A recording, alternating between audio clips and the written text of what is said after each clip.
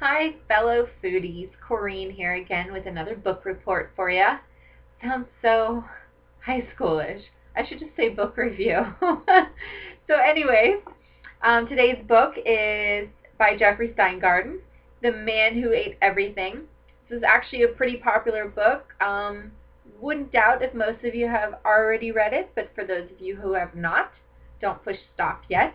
Listen to my little blab about it. This book is about Jeffrey and when he decided to, just like me, decided to overcome some of his dislikes. There's something I live by too, is that you keep trying things. If you don't like something in particular when it comes to the food world, you try it different ways. You keep trying it until you finally find a way that you actually like it. So, for example, when I was younger, I didn't like olives, which is pretty common with a lot of people. Same thing with my boyfriend. When I first met him, he hated olives, like didn't like the smell of them or anything. And just like with me, I would throw them on pizza. I would disguise them in a sandwich, or I'd add them into a sauce or something until, as well as me, he finally said, "Oh, well, that's pretty good. That's I like the taste of these." And guess who's buying freaking olives by the pound now at the grocery store? Yes, that's right.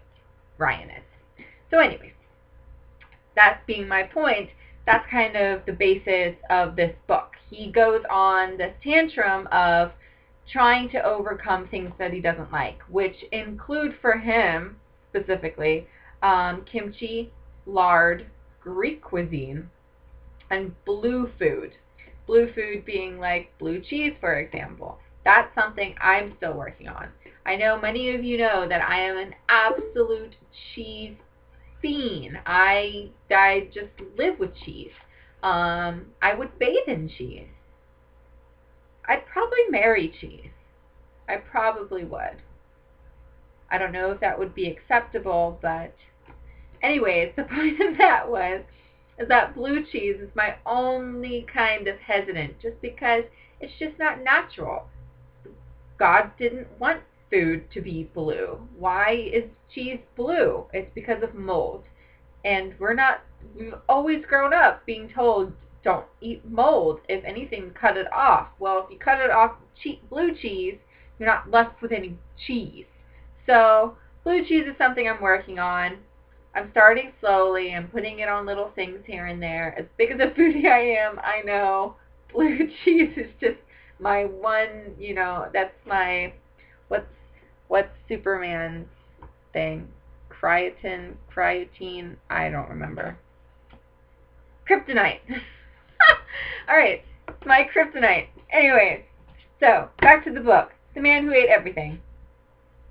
It's a really good book because he goes off trying to figure out ways to get himself to like these foods.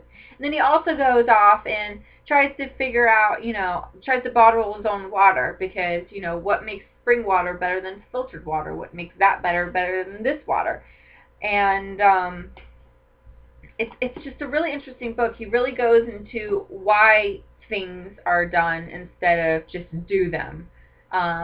Same with bread. He goes into this whole thing of why does bread have this reaction and creates all these different breads and creates this starter and has to baby this starter. Well, why do we have to baby this starter? It's because of this and that and that.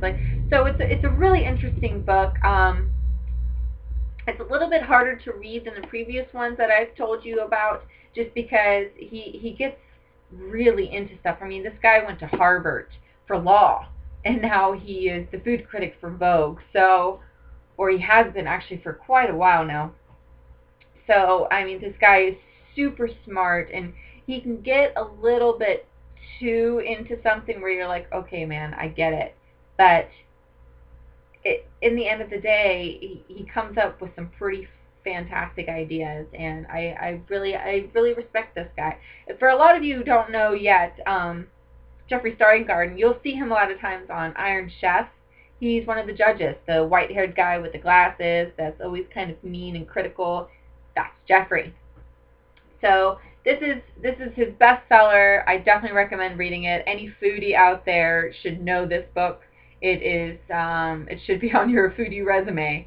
So, The Man Who Ate Everything by Jeffrey Steingarten. Read it,